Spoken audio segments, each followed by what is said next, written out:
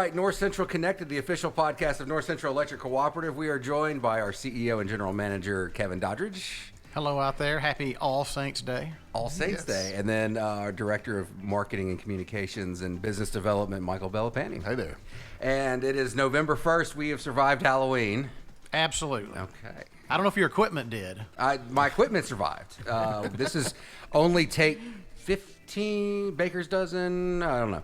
But we had a little bit of issues to start. We also have a special guest, but first we are going to get into what our CEO and fearless leader has to say for November. You use that term fearless loosely. I use it. I get scared quite a bit with some of the stuff we're dealing with. I think you interpret it loosely. But we keep going. Yeah, that's correct. And I'll be brief because we do have a special guest today.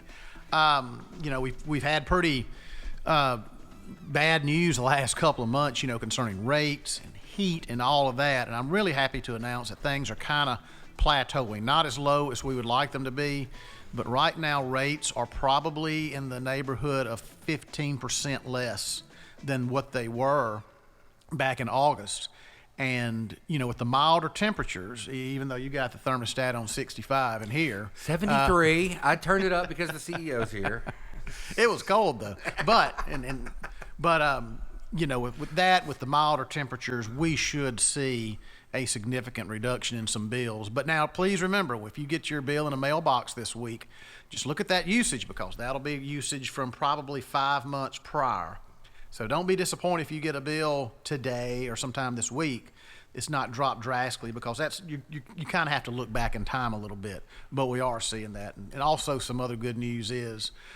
Those contractors that are connected to us that went down to Florida to work restoration for the hurricane, they are back. So we are back at full force on our fiber project, really hoping to move into construction, I believe, in our Barton area. Yes. And then what we call the Miller area, but it kind of starts here at our office and does hit Miller and goes down over to Craft Road and kind of moves a little bit more into the southwest part of the system a little bit. So we've picked up the pace there, and things are moving, I'm not going to say smoothly, but they're moving steady. Well, that's good. Yeah. Anything we need to add before we? Well, I will just piggyback on that a little bit. Okay. I was just out riding in a couple of subdivisions and saw some of our contractors, and I like to observe our contractors, make sure that, we're taking good care of the members' property because that's important. But it's good to see that progress. It's good to see those little orange pipes coming out of the ground because that means that your neighborhood is very close to being fiber ready. Yeah, in all actuality, though, if we can get that orange pipe at my house, I don't care how much you tear the yard up. We are ready for the service. Yeah, that's right. Also want to thank everyone that participated in our annual meeting last week. We had a decent turnout from return to votes and a good productive meeting with some productive commentary, I guess, from it was. Kevin and the members. And I'd like to welcome our new board member, Ms. Kimberly Gordon, who replaces Joan Childress. Ms. Joan served our cooperative as a director since 2004, which is pretty remarkable, and she was remained engaged and contributed greatly to the growth of our co-op over those years. Absolutely. And with that, we will introduce our special guest, Dr. Ivy Taylor from Rust College.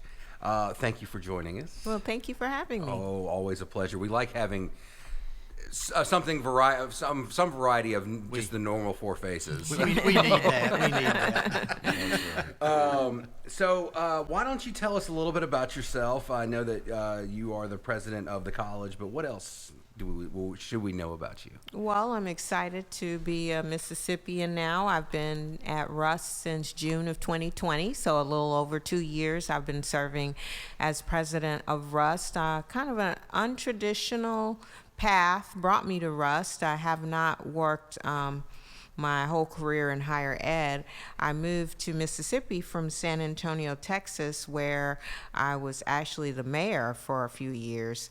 Sitting here listening you all talk about the rates and all that brought back some Great memories. I don't know if they were great or not, but definitely brought back some memories. Actually, in San Antonio, it's a little bit of a catch-22 because the constituents, of course, want the rates to be low, but the city owned the power company, Right. and we got a portion of the revenues. Yes. So There's a balancing act. yes, it was definitely a very difficult balancing act. But anyway, I'm glad to be out of that seat and in a new one here at Rust College. But my journey originally started far, far away in a land called New York City, where I was born in Brooklyn and raised in Queens by parents who were North Carolina natives. They went up to New York during that great migration period looking for better opportunities for their family. So that's where I was raised, and was looking for an opportunity to get back to the South. I visited North Carolina all my life. I married a Texan, so I put in my 22 years living in Texas, but I'm so excited to be here in Mississippi and leading Rust College. Great, great. I'll tell you, I've seen so much on social media lately and so much going on at Russ. It's really hard to, there has been a lot of activity going on down there the last, 2 years. So tell us what all's taking place down there. Well, we are entering a period we are referring to as our Rustian Renaissance. So the college has been around 156 years. So, it's a mainstay in North Mississippi, but we're just really trying to rise to the occasion presented by the current environment, the needs of our young people and the community, to educate and to provide the best environment possible to elevate the student experience. So toward that end, we've been making a lot of investments in our technology. Actually, we have a studio that looks a little bit like this now. We just upgraded our radio station so that we can do podcasts there. So we've been investing in our facilities, expanding curriculum, focused on technology, and really just serving students the best that we can. We have some new degree programs for our students, including music, which we used to have music, but the program was shut down a little while back. But that's really a central kind of part of who Rust College has always been. We have an a cappella choir that's known around the world, so it's important for us to bring back music. Health sciences, we all know that Memphis is kind of a juggernaut as it relates to the healthcare industry, and we want our students to be able to compete for those jobs. And global supply chain management is another one of our newer majors, with all the logistics and That is definitely needed Yeah. these days. Yeah. So we want our students to be able to compete for those jobs. We've been doing renovations of our residence halls so that students can have more modern living facilities, and that's been well received. Actually, we'll be doing a ribbon cutting next week for a couple of the projects. One is on campus. It's Whiff Hall, which was built in the 60s. And then also we did a full remodel of a series of buildings that recently was occupied by ICS Head Start. And it was originally built as residence halls, but have been used for kind of commercial office space. And so we've reclaimed that, and students are already living there and really enjoying it. Am I right in saying that there are some naming opportunities with those Yes, if projects? folks want to provide some funding that will help us keep the momentum going, we could name some of the rooms in Whiff Hall, rooms that have been recently remodeled. We could name them after a donor. And over at the Mississippi Industrial College Historic District at Rust College, there are some naming opportunities. Actually, the ICS building that I mentioned is not officially part of the historic district, but we have renovated that into a residence hall, and we keep calling it the MI Residential Suites, but we'd love to call it by someo's name who would like to give us a big gift. Doddridge Hall just rolls off the Just top. kind of off the top of your head. That's great. Well, I have to admit, when I was younger, I loved driving through Holly Springs because you have to face it is a historical city. It's a city with a long history. And when I would come through, you would see, as I was headed, I guess, north and west, those buildings from Mississippi Yes. Industrial College. And so many people in this area continued their education there. And I always liked those buildings. And obviously, they fell into a state of disrepair. But I was down there several weeks ago on a relatively hot day, but an exciting day, when Senator Wicker was there with some great news. Do you want to share that with us? Yes. Well, just a little context for anyone who may not be aware, Mississippi Industrial College was the other HBCU located in Holly Springs from 1905 until 1982 when it closed. And its campus is quite architecturally grand. The buildings have sat unused for many years, but they are on the National Register of Historic Places. And so when I arrived, I really wanted to preserve the opportunity to use those buildings. They are on the main drag into town, and so they don't look nice. It doesn't give a great impression when folks arrive in Holly Springs. So we reached out to Senator Roger Wicker about some work that had been done before my arrival to develop a plan that envisioned those buildings being refurbished and reclaimed for use by the community, as well as Rust College, which Rust College owns that campus now, I should say. We purchased it in 2008. And so Senator Wicker responded to the request for support. And in last year's federal budget, he allocated $1 million for the to improve the Booker T. Washington building. There's a building there named after Booker T. Washington, and we have a vision of turning it into an Ida B. Wells Social Justice and Interpretive Center. So he allocated $1 million for that.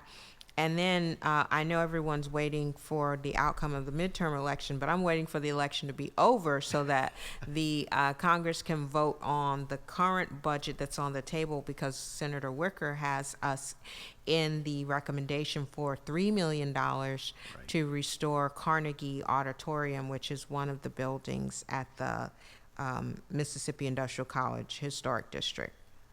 That is great. Wow. Well, Dr. Ivy, I understand that Russ College is about to celebrate their Founders Day next week. Yes. Tell us a little bit about the Founders Week tradition at Russ College and what's the significance of it for not only alumni but the community. Well, Founders Week is when we take time to pause and recognize what a tremendous and courageous act it was for those missionaries, Methodist Episcopal missionaries, and freed slaves to work together around a shared vision of educating people who had been enslaved, providing, access to education.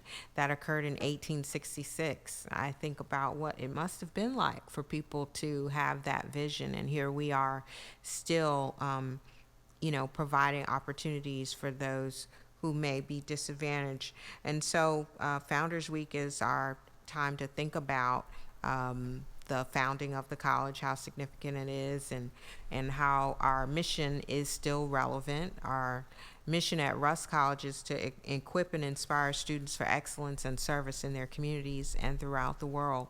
And when you turn on the news or open a newspaper and you see the things that are going on, you recognize that it is still important for leaders to be trained at a place like Russ College, especially a place where it's connected still to the faith community.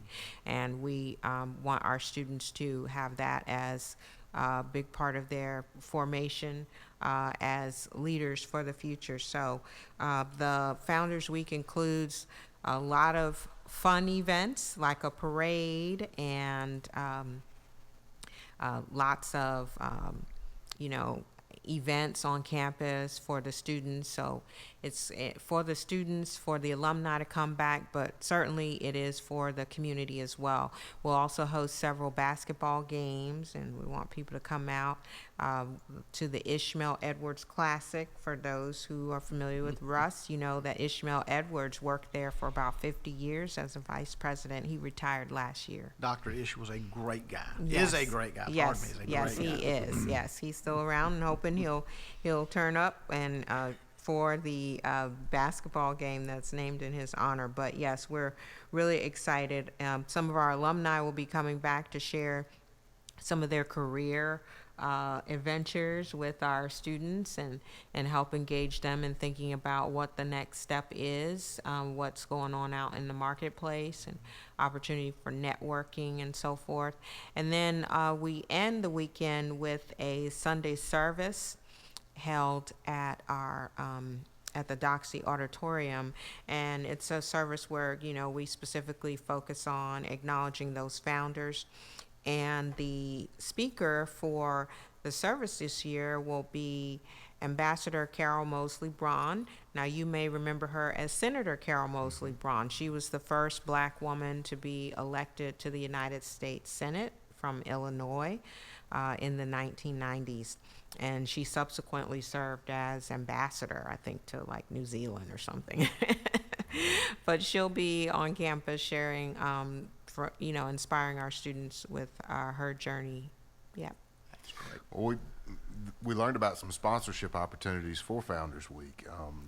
How could our audience or businesses that in the community get connected with Rust College to take advantage of sponsorship benefits? Yes, well, we certainly want everybody to feel part of the celebration, and this is an opportunity for us to raise money for the college, which benefits the students in elevating their experience, whether the money goes towards our operations or for scholarships as well.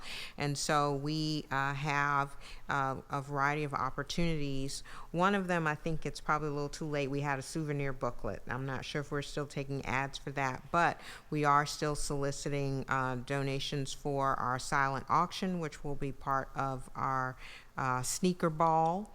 So yeah, it's fun to get dressed up for a formal event, but those shoes, I'm sure for the gentlemen too. It's not just the ladies, because I'm married to a Texan and he wears his good boots when we go out, fancy, and by the time we get home, he is hobbling a little bit too. Well, having daughters, I've seen a lot of formal wear and Converse. So. Yes. So yeah, their Chucks on. we have a sneaker ball. So yeah, we're looking for silent auction items. We're also looking for sponsors for that event and for the Founders Weekend in general. So if folks are interested in sponsoring anything, they can contact our Rust College Office of Institutional Advancement at 662-252-8000, extension 4913. Or they can send an email to OIA, that's Office of Institutional Advancement, oia@rustcollege.edu. No, that's great. Dr. Ivy, I would argue that this is the day of HSBCs. It's Jackson State's success in their football program. I love seeing them honored on ESPN and different events, but we have a gym with Rust College in Holly Springs, Yes. and we kind of wanted to distill this down to why. We have an audience, believe it or not, that reaches as far as Arlington, Virginia, D.C. metro Okay. area. Yes. So, A couple European cities too. oh, European. Yeah, Okay. we've had a few European people listening. So why Rust College? I am so excited to have the opportunity to share with a wider audience, because there are so many folks who don't know about our historically black colleges in the United States. And I was one of those people, having grown up in New York, and my parents didn't go to college. And because of, because of the history here in the U.S., the majority of our HBCUs are in the South, with a few sprinkled in the Midwest and, maybe as far up as Delaware. But I was not familiar with these schools, which were founded, many of them, right in the wake of the Civil War to educate people who've been formerly enslaved. And they provided opportunity when opportunity was not available in other places. And sometimes people ask, well, why do we still need those colleges? Well, because these colleges do an amazing job in a special way that other schools don't in educating this population. Our historically black colleges, or HBCUs, are responsible for the vast majority of black doctors, black lawyers, black judges, dentists, the whole professional class. Many of them got their start, their early education at these schools. But I think also the schools have provided such a grounding and provide a space where you're expected to excel. And for some of our majority schools, that's something they're still trying to figure out. Having welcomed a more diverse population a little later on, they're still trying to get that right. But HBCUs have always provided a nurturing environment where the focus is on excellence. And we still need, now more than ever. I mean, it's harder to get a job really doing anything without any education as the economy has changed and evolved. And so we are equipping and preparing these students for bright futures. And so definitely, I just feel really blessed to have the opportunity to lead an institution like Rust College that still is making an impact. I mean, in Mississippi, in the early years, the college trained teachers and preachers who then went out and made an impact in small communities throughout the state. But now, we really, our graduates go into a whole variety of professions, and some stay in Mississippi, others go off to other places, but the need is definitely there for the cultivation of our young minds, so that they can be part of the problem solving for, some of the issues that are happening, across the nation and the world right now. That's right. And it's good to hear that the health sciences and global supply chain management programs are up and running, because it's sorely needed right now in this environment. And on that note, I want folks to know that the school is open to anyone and everyone. So, it's though it's a historically black college, if there are folks who are interested in health science or global supply chain management who are in this area and would find it convenient to attend Rust College, our doors are open to anyone who'd be interested in studying there. Excellent.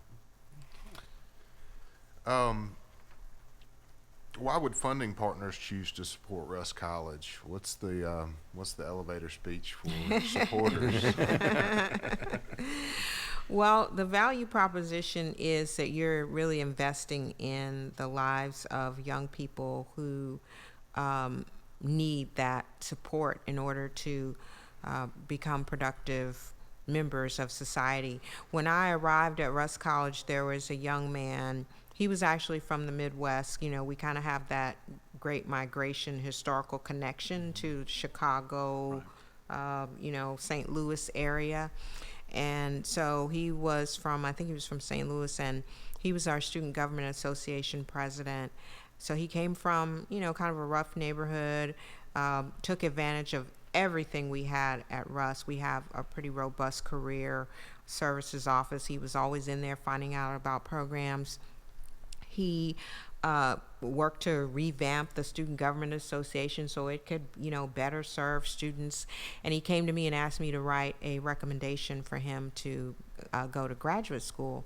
And he got in to Columbia University in New York City and went and just finished up a master's degree. It's kind of like an extended 1 year. You go the summer before and summer after instead of 2 years. And he got a master's degree. He already has a job offer from Deloitte, a major, global firm, and called me up because he wanted to set up his giving schedule. He said he wanted to give to Rust a certain amount for the next 50 years.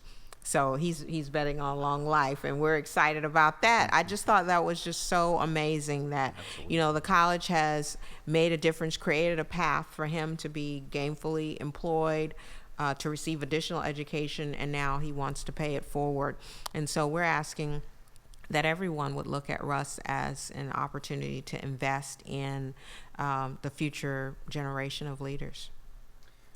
Okay, well, how can people across the region find out more about supporting Russ College? Well, they can check out our website at www.russcollege.edu. Or again, they can call us at 662-252-8000. The advancement office is at extension 4913, and our public relations office is at extension 4915. We certainly invite people to come down and visit. If you're nearby, Founders Week is a great time to come. It's November 6th through the 12th. And so come down for the parade, which is going to be on that Saturday. That'll be fun. You can come to some of the basketball games, but if you're not able to make it for Founders Week, we invite people to call up the office and set up a time to schedule a visit. We'd love to show you what we've been doing for 156 years. Awesome. And aside from donations, like how else can local businesses or neighbors support your work? We are always looking for opportunities for our students to gain real world experience through internships. We're always looking for folks who are in industries nearby to come and talk to our students about what the pathway of preparation is for some of the jobs that are being created in our community nearby. Okay. Yeah. All right. Well, anything that we need to add for the end of this podcast? Because I know we've got a few community events coming up. That we need to... I just want to thank Dr. Taylor for participating. Absolutely. This was a great event, one that I look forward to. Yeah. We've got several colleges around us. We don't have a college in our service area, but of course, we have Northwest Community College, which is close, and I served in several capacities there. Michael's been down with the School of Journalism and partnering with them to do some research for us. And Justin, of course, has done a little bit of work down at Russ with communications. And I'm glad we're able to establish this because we've got a community college 40 miles away, 30, 40 miles away. The University of Mississippi is about an hour away. But Russ College is just 20 minutes down the road. All you have to do is leave behind our building, hit Old 78 and drive, and you're going to run into it. So I'm very thankful that you gave your time. Drive. It is. Yes, it is. It is. Yeah, thank you, Dr. Taylor. Well, thank you. We'll Thanks for having cover me. community events and updates. We'll probably just do a short podcast as we go into the holidays. Oh, absolutely. And I had it fresh on my mind because I got the radio spots this morning. Sure. So. All right. Well, thank you guys for joining us, and thank you, Dr. Taylor, again. And we will see you sometime later this month, I guess. Okay. All right. Thanks. Great. Thanks.